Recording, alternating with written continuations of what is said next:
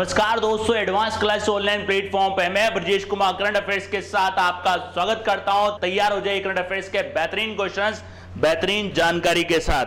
आइए देखते हैं पहला क्वेश्चन। भारत का दूसरा सबसे बड़ा क्रिकेट स्टेडियम कहां बनाया जा रहा है?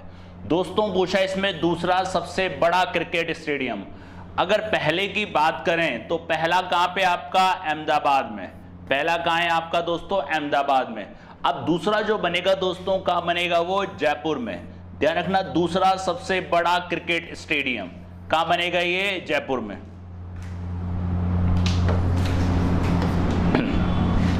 राइट। और ये जो स्टेडियम है इसकी अनुमति बीसीसीआई के द्वारा दे दी गई है और ये अब इसको 4-5 साल लगेंगे बनने में और ये बन के तैयार होगा। भारत का दूसरा सबसे बड़ा क्रिकेट स्टेडियम कहां बनेगा दोस्तों? जयपुर में। पहला कहां है दोस्तों? अहमदाबाद में। 100 करोड़ रुपए वित्तीय अनुदान दिया है इसमें बीसीसीआई के द्वारा। 100 करोड़ रुपए वित्तीय अनुदान दिया गया है बीसीसीआई के द्वारा और इसका जो खर्चा आएगा दोस्तों वो आएगा 290 करोड़ का। और इस स्टेडियम में दर्शकों को जो बैठने की क्षमता है वो है 75,000 दर्शक एक साथ इसमें बैठ सकते हैं। ध्यान रखना दोस्तों, 75,000 दर्शक एक साथ इसके अंदर बैठ सकते हैं। तो भारत का दूसरा सबसे बड़ा क्रिकेट स्टेडियम कहां बनेगा? जयपुर के अंदर। और पहला कहां है दोस्तों? अहमदाबाद में। राइट। नेक्स्ट देखते हैं। नेक्स्ट देखिए, हाल ही में फिच द्वारा वर्ष 2022 के लिए भारत की जीडीपी का कितना अनुमान लगाया गया है? जीडीपी दोस्तों होती है gross domestic product. Gross domestic product, सकल घरेलू उत्पाद।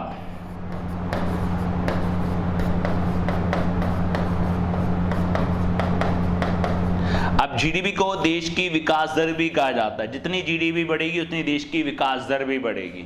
तो फिच क्या है? आपकी एक रेटिंग एजेंसी है। ध्यान रखना दोस्तों, पहले भी काफी बार आ चुका है, ये पहले भी मैं बता चुका हूं। रेटिंग एजेंसी है जो क्या करती है? देशों को रेटिंग देती है और इसी रेटिंग के बेसिस पे क्या होता है? उन कंट्रीज में निवेश होता है और जो निवेश होता है इससे ही उस कंट्री की ग्रोथ होती है। तो जीडीपी को आप ग्रोथ रेट भी कह सकते हो, इसको ग्रोथ रेट भी कह सकते हो, इसको ग्रोथ रेट भी कहा जाता है।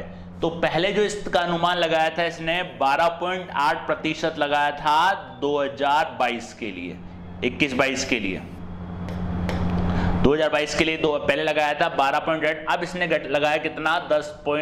10% संशोधित, इसको संशोधित कर दिया है। देखो दोस्तों ध्यान रखना, ये रेट का जो है वो पूछेगा नहीं आपसे एग्जाम, क्योंकि क्या होता है रेट हर महीने हर हफ्ते कुछ दिनों में बदलती रहती है, फिक्स नहीं होती। फिर भी थोड़ा सा एक आईटी के नॉलेज के तौर पे आपको ये याद रखनी पड़ेगी। और मैंने ये भी बताया था कौन कौन सी रेटिंग एजेंसी हैं दोस्तों। एक ध्यान रखना फिच है, फिच बताया था आपको। एक है आपकी दोस्तों मूडी ध्यान रखना। और एक है आपकी S&P स्टैंडर्ड एंड पुअर। और एक भारत की है CRISIL, credit rating agency service India limited. ध्यान रखना भारत की है क्रिसिल। और फिच ने कितनी बताई 21-22 के लिए? 10%। ये है संशोधित, इसमें अभी संशोधन किया गया, संशोधित है। और पहले कितनी बताई थी दोस्तों? पहले बताई थी 12.8%। ध्यान रखना दोस्तों, पहले बताई थी 12.8%। तो इसकी जीडीपी का अनुमान कितना कर दिया इसने? घटा के कितना कर दिया? 10%। तो ये होती है रेटिंग। रेटिंग दी जाती है देश की अर्थव्यवस्था के आधार पर, उसको रेटिंग दी जाती है। राइट।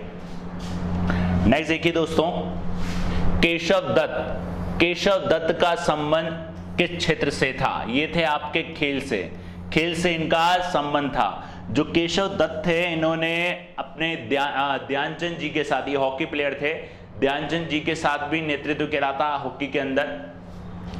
और हॉकी में 2 बार ओलंपिक स्वर्ण पदक विजेता। ध्यान रखना, हॉकी में 2 बार स्वर्ण पदक विजेता। लंदन के वेम्बली स्टेडियम में ब्रिटेन को हराकर स्वतंत्र भारत का पहला स्वर्ण पदक इन्होंने जीता था। ध्यान रखना, स्वतंत्र भारत का पहला स्वर्ण पदक जीता था। तो ध्यान रखना ये कौन थे आपके? Hockey player. किसके समय के? मेजर ध्यानचंद जी के समय के। मेजर ध्यानचंद जी के समय के। ध्यान देना दोस्तों, मेजर ध्यानचंद जी की जयंती कब आती है दोस्तों? 29 अगस्त। और इस दिन क्या दी जाते हैं? खेल पुरस्कार दिए जाते हैं।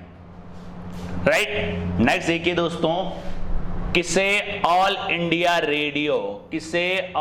रेडियो का नया महानिदेशक बनाया गया, general director of all India radio. तो अशोक कुमार, किशन लाल नोटा या फिर एन वेणुधर रेड्डी। इनका नाम है एन वेणुधर रेड्डी।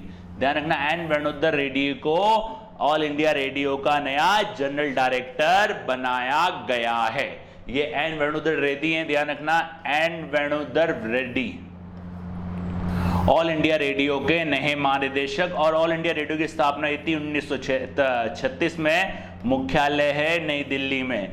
इसको आकाशवाणी के रूप में भी जाना जाता था। ध्यान रखना, 1957 के बाद से इसको आकाशवाणी के रूप में जाने जाता था। तो ध्यान रखना, इनका नाम है N Venudhar Reddy, All India Radio के नए महानिदेशक 1936। ध्यान रखना, इनकी स्थापना 1936, मुख्यालय नई दिल्ली, आकाशवाणी के नाम से भी इनको जानते हैं। राइट, नेक्स्ट देखिए दोस्तों, वीरभद्र सिंह का संबंध किस क्षेत्र से था। वीरभद्र सिंह का संबंध ये था दोस्तों राजनीति से। ध्यान रखना दोस्तों, राजनीति से इनका संबंध था। हिमाचल के पूर्व मुख्यमंत्री थे। ध्यान रखना, हिमाचल के पूर्व मुख्यमंत्री, इनका हाल ही में निधन हो गया है। और हिमाचल प्रदेश के चौथे और सबसे लंबे समय तक सेवा करने वाले मुख्यमंत्री, सबसे लंबे समय तक सेवा करने वाले मुख्यमंत्री, 6 बार राज्य के मुख्यमंत्री के रूप में ये कार्य किया है इन्होंने। ध्यान रखना, 6 बार राज्य के मुख्यमंत्री के रूप में इन्होंने कार्य किया है। तो ध्यान रखना, वीरभद्र सिंह कौन थे, हिमाचल प्रदेश के पूर्व मुख्यमंत्री, और हाल ही में इनका निधन हो गया है।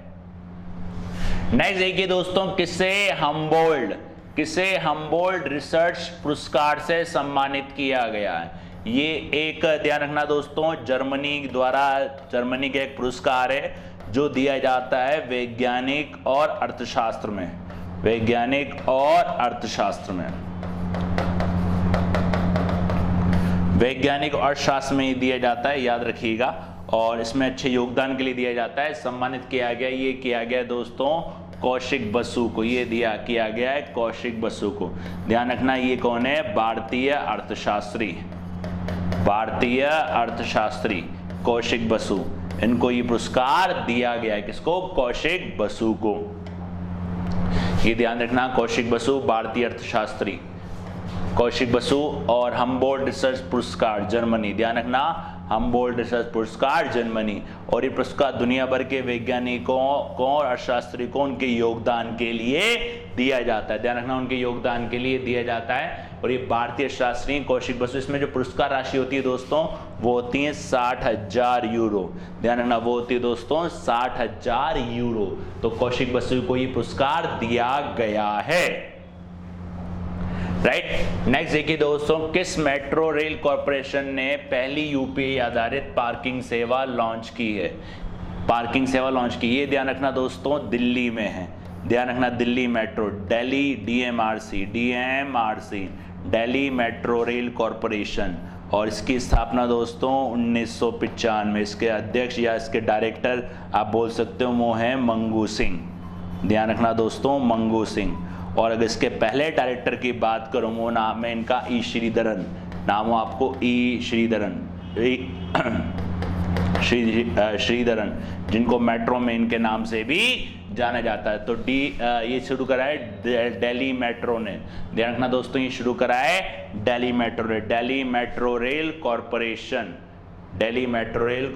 DMRC, यूपीआई आधारित पार्किंग सेवा। भारत की पहली फास्टैग या यूपीआई आधारित पार्किंग सेवा शुरू की है। किसने, DMRC ने। कश्मीरी गेट पर ये हाल में शुरू की गई है। अब इस पार्किंग सेवा में वही ले सकते हैं जिनमें फास्टैग वाले वाहनों को ही पार्क की सुविधा मिलेगी।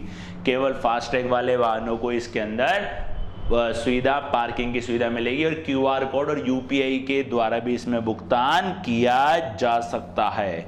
QR कोड और UPI के द्वारा भी इसमें भुगतान कर सकते हैं। तो ध्यान रखना कौन सा है दोस्तों, दिल्ली मेट्रो रेल कॉरपोरेशन, जिसने पहली UPI आधारित पार्किंग सेवा शुरू करी है और इसमें पार्किंग वही कर सकते हैं जो फास्टैग यूज करते हैं। इसमें भुगतान QR कोड के जरिए भी किया जा सकता है और UPI के द्वारा भी इसके अंदर भुगतान किया जा सकता है। राइट, नेक्स्ट देखिए महिला एशिया कप 2022, महिला एशिया कप 2022 की मेजबानी,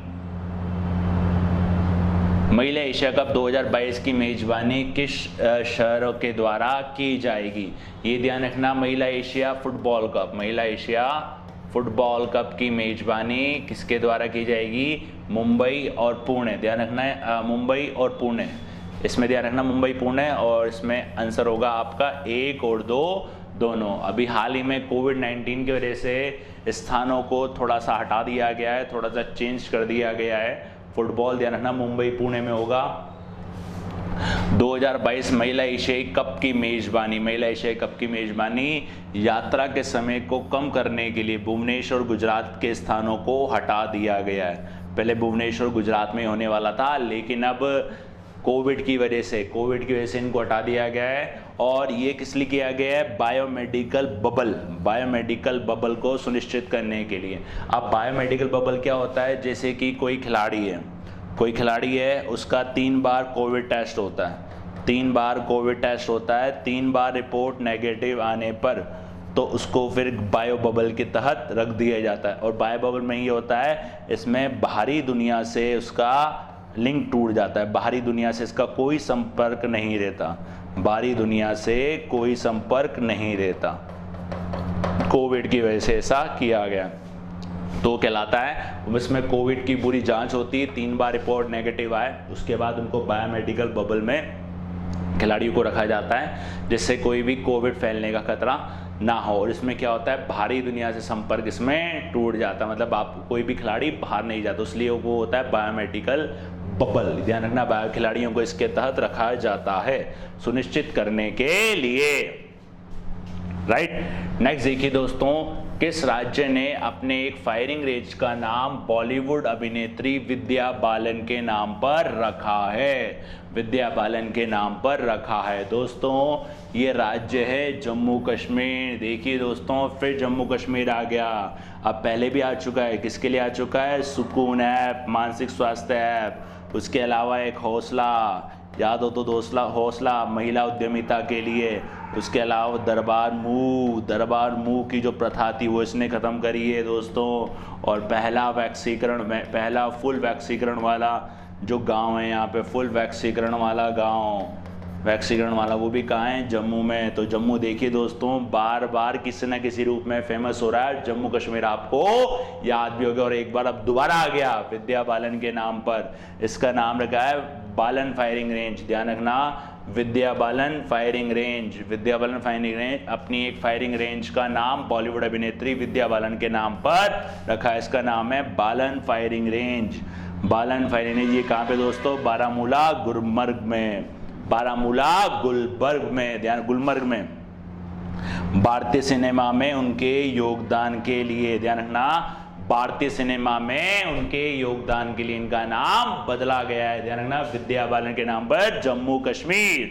राइट, नेक्स्ट देखिए दोस्तों, हैती के राष्ट्रपति कौन है? हाल ही में काफी फेमस हुए थे, क्योंकि एक ऐसे राष्ट्रपति हैं जिनको घर में घुसकर मारा गया है। कुछ एक इन्होंने अधिनियम था जो पास कर दिया, कुछ विधेयक पास कर दिया, जिससे लोगों में आक्रोश है, लोगों की सांप्रदायिक भावनाओं को ठेस पहुंची है, लोगों में आक्रोश है, तो उसकी वजह से इनको ये गुस्सा इनका झेलना, उनकी पत्नी को भी घायल कर दिया गया। ये हैं जुवेनाइल मोइस। ध्यान रखना, जुवेनाइल मोइस हाल ही में इनकी घर में घुसकर हत्या कर दी गई है। हैती की राजधानी पोर्टो प्रिंस और मुद्राए हैतियन गोर्दे। कहाँ पड़ता है ये दोस्तों? उत्तरी अमेरिका। ध्यान रखना, जुवेनाइल मोइस घर में घुसकर इनकी हत्या कर दी गई है, हैती के राष्ट्रपति। राइट, ये थे आपके 10 बेहतरीन क्वेश्चन, 10 बेहतरीन जानकारी के साथ। मिलते हैं नेक्स्ट क्लास में। जुड़े रहिए चैनल के साथ और चैनल को ज़्यादा से ज़्यादा सब्सक्राइब करिए। धन्यवाद।